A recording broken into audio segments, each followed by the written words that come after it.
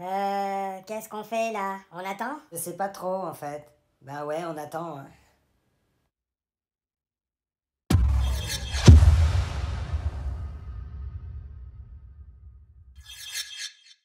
Bonjour à tous, bienvenue sur ma chaîne. Aujourd'hui, je vais vous présenter un modèle d'une marque de lampe dont j'avais entendu beaucoup parler, mais que j'avais jamais eu l'occasion de tester.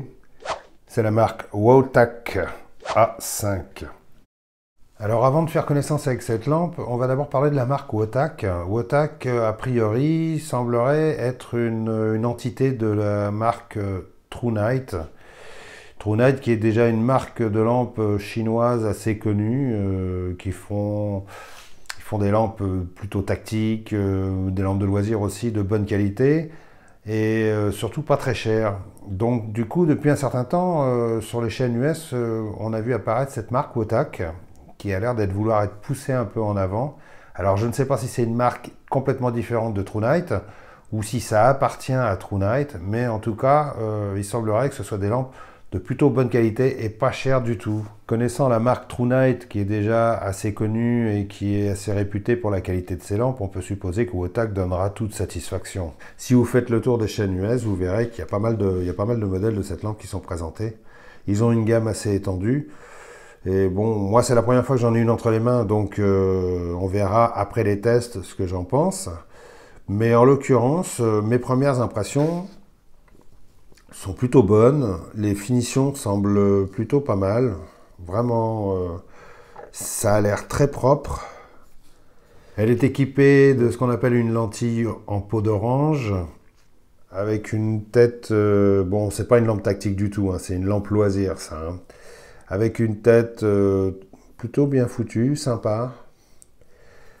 Quand on regarde la lampe sous toutes les coutures, bah non, on voit que il y a un numéro de série qui est inscrit, numéro de fabrication, la marque, le petit cache, c'est une lampe rechargeable, donc le petit cache USB, micro USB, et puis voilà le cul avec la batterie à l'intérieur. Alors, les caractéristiques de cette lampe, elle est alimentée par une batterie au format 26650 de 5000 mAh.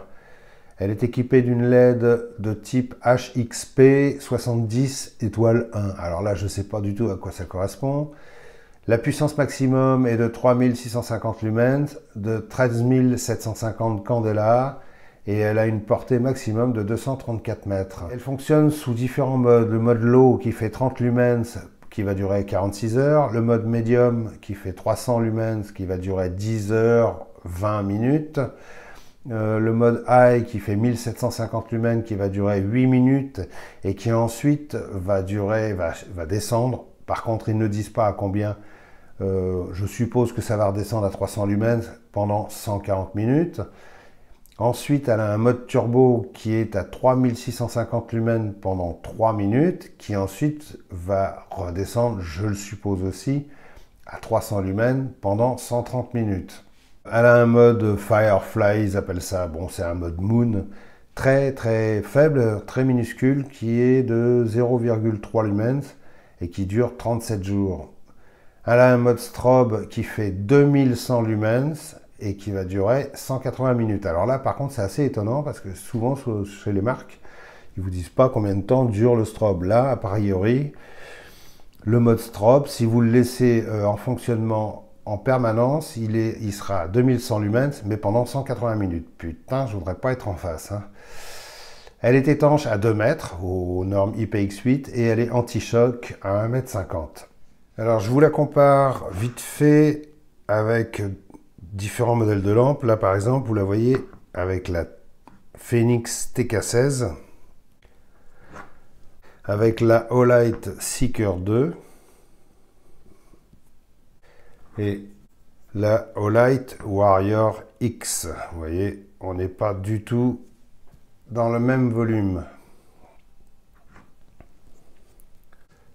Pour vous faire une comparaison des batteries, vous allez voir, le format 26650, c'est carrément balèze comparé à d'autres modèles. Là, je vous la compare avec une 21700 et une 18650. Vous voyez la différence? Je vais vous la montrer dans la main, ça sera peut-être plus simple ou plus parlant. On est quand même sur du gros, du lourd et du balèze, hein. En ce qui concerne la qualité de l'aluminium, bon, ça semble être plutôt de bonne qualité. C'est pas très lourd, c'est pas super épais, mais bon, c'est pas une lampe qui, je pense, se déformera si on roule dessus avec une bagnole. Je vais pas faire le test, j'ai pas de camion déjà, et puis il y en a d'autres qui s'en chargeront certainement. C'est de l'aluminium aéronautique, comme souvent maintenant utilisé par les Chinois,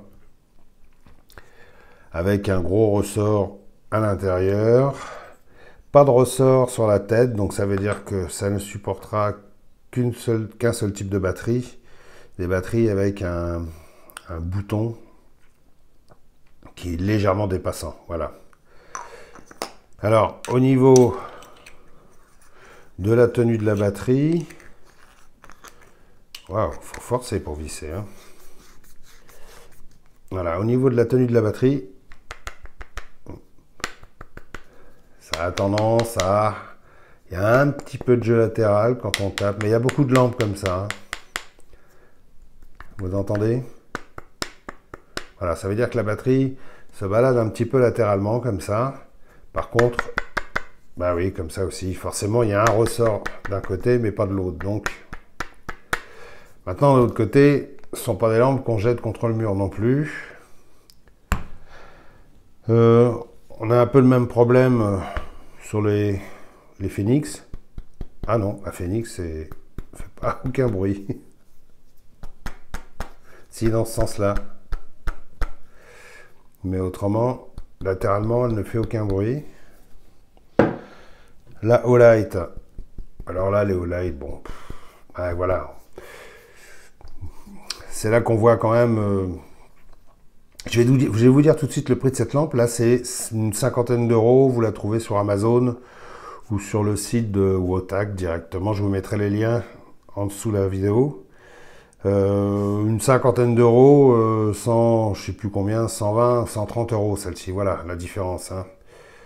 3 LED, une LED. Système d'optique traditionnel peau d'orange, et là vous avez système de lentilles TIR en verre massif, enfin bref, on n'est pas du tout dans la même catégorie de lampes et pas du tout dans le même ordre de prix. Maintenant, franchement, je trouve ça plutôt pas mal. Bon, les Chinois, c'est vrai qu'ils sont très forts maintenant, ils font des lampes qui sont de toute façon bien finies, de bonne qualité. Ils sont bons pour usiner l'aluminium, comme ça, je les trouve plutôt pas mauvais. Alors, au titre des remarques que je pourrais faire, c'est le bouton que je trouve un petit peu petit. Franchement, je le trouve... il ne doit pas être facile à trouver quand on a des gants, voire quasiment impossible. Quand on voit par exemple sur la Olight la taille du bouton, déjà la Olight avec des gants, moi je me suis retrouvé en train de tâtonner quand même pas mal.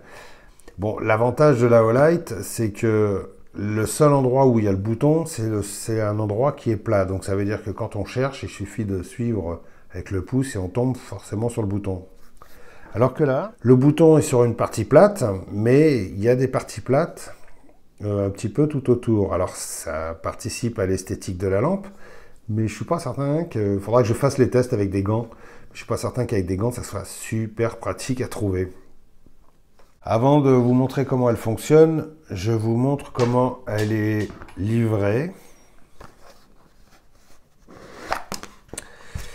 Donc elle arrive dans une petite boîte en carton comme ça, bon, sympa, avec un petit peu de mousse à l'intérieur, un petit papier, le cordon de recharge, c'est une délicate attention, bon ça vaut plus grand chose maintenant un cordon en micro USB, hein.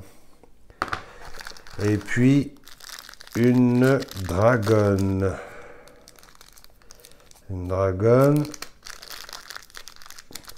tout ce qu'il y a de plus classique. Ah oui, il y a autre chose aussi. Dragonne, avec un petit serre-cordon là. Bon, tout ce qu'il y a de plus classique. Et puis, il y a quoi d'autre? Ah, bah oui, ça, c'est bien d'y avoir pensé. Parce que justement, c'est la première idée qui m'est venue.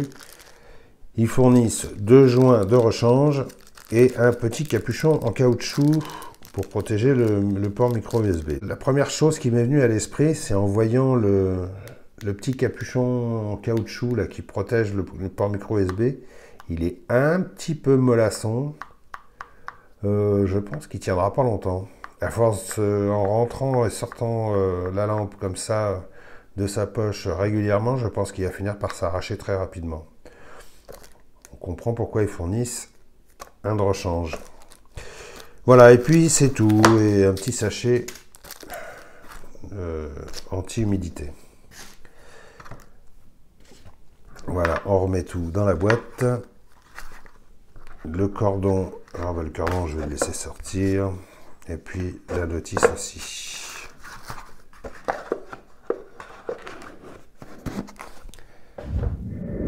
Le fonctionnement de cette lampe est relativement simple. Si vous avez déjà eu une Olight entre les mains, vous ne serez pas dépaysé. Ça fonctionne quasiment de la même façon. Vous faites un appui simple.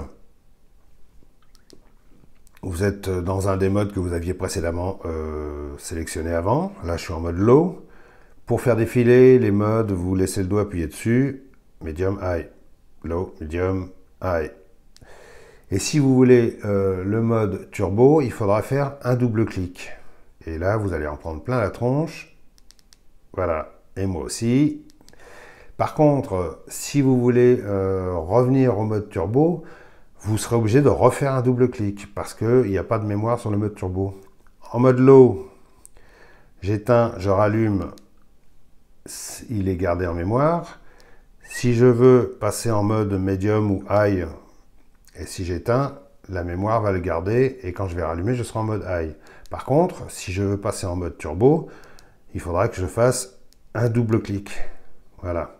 Et là, j'en prends plein la tronche et vous aussi.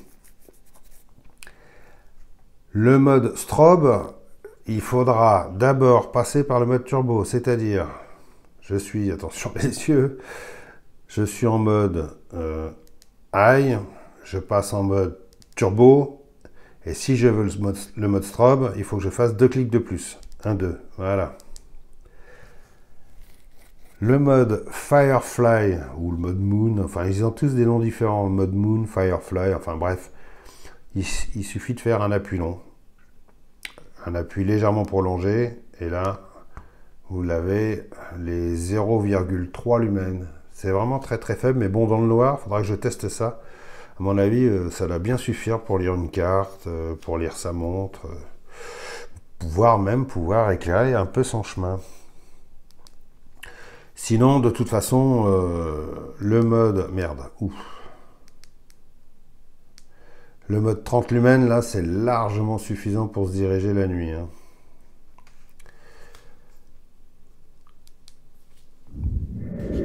Pour la charge de la batterie, en principe, lorsque vous branchez le port micro USB, vous avez le voyant qui devient rouge et une fois que la charge est terminée, le voyant deviendra bleu. Voilà, je vais laisser la lampe charger pendant un petit moment et on se retrouve pour les tests et les conclusions après. Dans les bruits nocturnes de cette jungle hostile, un homme s'avance en transperçant l'obscurité de son puissant faisceau de lampe. Il est en mode low. Il est en mode medium. Il est en mode high. Il est en mode turbo. Petit à petit, cet homme s'enfonce de plus en plus dans la forêt. Il se sent terrifié, en même temps, il se sent rassuré par cette lampe très puissante. Bon, et je vais arrêter mes conneries là. Donc là, je suis à 50 mètres de la caméra, en mode turbo avec la Wotak A5. Une comparaison avec la Olight Seeker 2, qui est une référence en la matière avec ses lentilles de nouvelle génération TIR, là, qui donne un faisceau super homogène, sans bord, sans délimitation. Je trouve ça très agréable à l'œil. Et ici, on a la Wotak A5 qui, elle, est dotée d'une optique plus traditionnelle avec un déflecteur peau d'orange. Et on voit bien que les bords du faisceau sont assez marqués quand même. On voit nettement la différence entre ces deux types d'optiques. Ici, la Olight Seeker 2 qui fait quand même pratiquement le triple du prix de la Wotak. A un faisceau quand même homogène, bien dense, mais large et diffus. Et la Wotak A5 qui n'a pas à rougir du tout, elle est quand même assez puissante aussi, mais un faisceau plus concentré au centre, même avec son déflecteur en peau d'orange, et des bords quand même assez marqués autour. Un très bon exemple de différence de faisceau entre la Wotak A5 et ses 3650 lumens et son optique traditionnelle avec un réflecteur peau d'orange, et la Olight Seeker 2 dotée d'une lentille TIR de nouvelle génération qui efface complètement les bords du halo. En s'éloignant de quelques dizaines de mètres de l'objectif de la caméra, on voit quand même clairement que la Wotak est très agréable à utiliser, elle est puissante, elle a un bon faisceau bien large, bien diffus, d'une belle couleur qui ne fait pas du tout mal aux yeux, qui est très agréable à utiliser. C'est pour ça que je l'ai comparé avec la Olight Seeker 2 qui est sensiblement dans les mêmes coloris, avec un faisceau quasiment, presque pareil. Il y a quand même une différence de génération de lentilles, mais très agréable aussi. Par exemple, avec une caméra grand angle, on voit bien les bords très marqués du faisceau de la Wotak A5 avec son optique traditionnelle, alors que la Olight Seeker 2, avec ses nouvelles lentilles TIR de nouvelle génération, efface complètement les bords des faisceaux.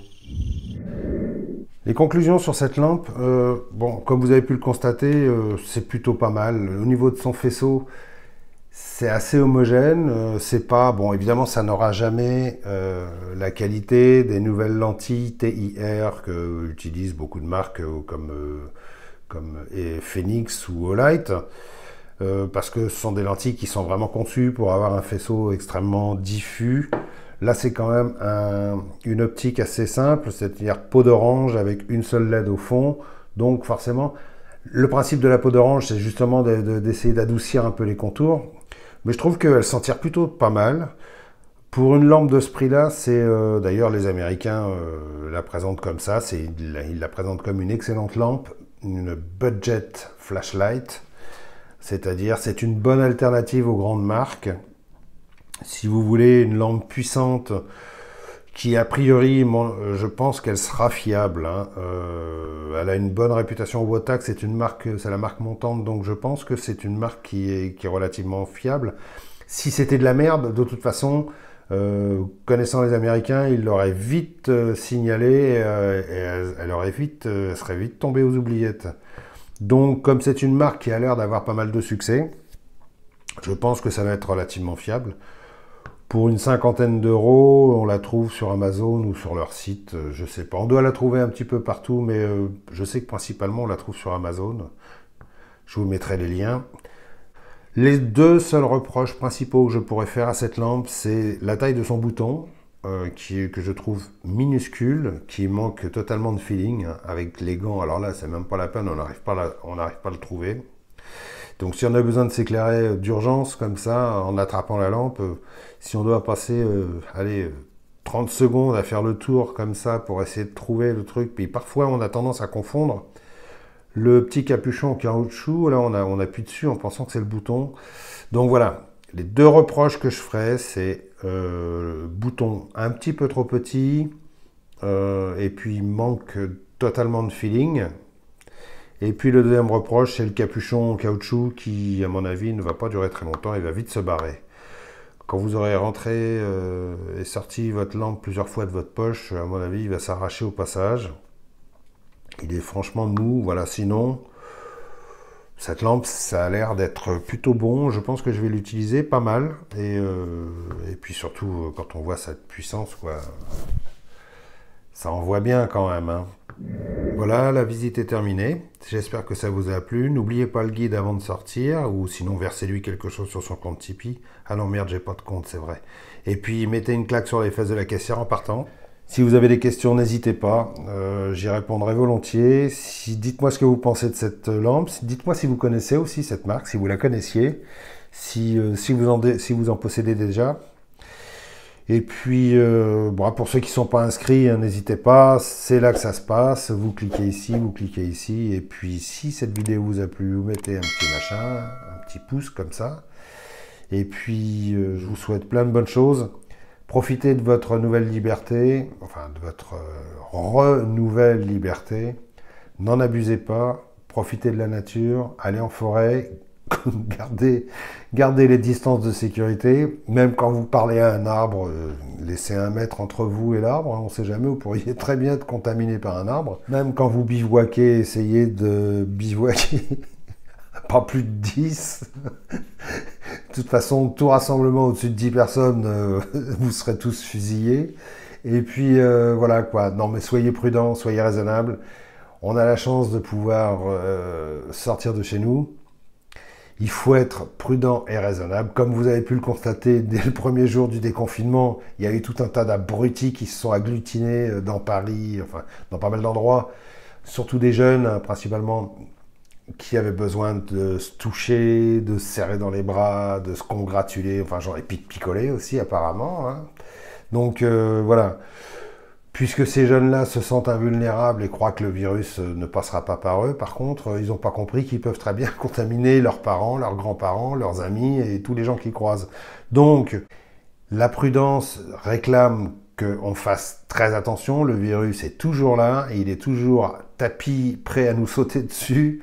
Et si on ne veut pas se retrouver reconfiné pendant 2 mois parce qu'il y a des abrutis qui n'ont pas su respecter les règles, franchement, voilà, je pense qu'il faut que tout le monde autour de vous, vous fassiez un petit peu la police et que vous n'oubliez pas, rappelez aux jeunes quand vous les voyez, restez, gardez les distances, putain, c'est pas compliqué, quoi, voilà. Je sais bien que quand on est jeune, on a envie de se toucher, on est là, c'est le printemps, on a envie de se tripoter dans tous les sens. Seulement, il y a une épidémie qui est grave et qui se transmet extrêmement facilement. Ouais, on peut s'en passer pendant un petit peu de temps quand même, voilà. C'est tout ce que j'avais à dire. Salut à tous, à bientôt, ciao ciao. Information coronavirus. Pour vous protéger et protéger les autres du coronavirus, adoptez ces gestes simples. Lavez-vous très régulièrement les mains ou utilisez une solution hydroalcoolique. Toussez ou éternuez dans votre coude. Utilisez des mouchoirs à usage unique puis jetez-les. Si vous êtes chez vous à vous faire chier, allez sur YouTube et regardez la chaîne Le Bout des Lames. Bon, moi j'en ai plein le cul d'attendre, hein. Je crois qu'il viendra plus, je m'arrache. Attends, encore 5 minutes, après on s'en va. Il va arriver. Mets ta gueule, flipper.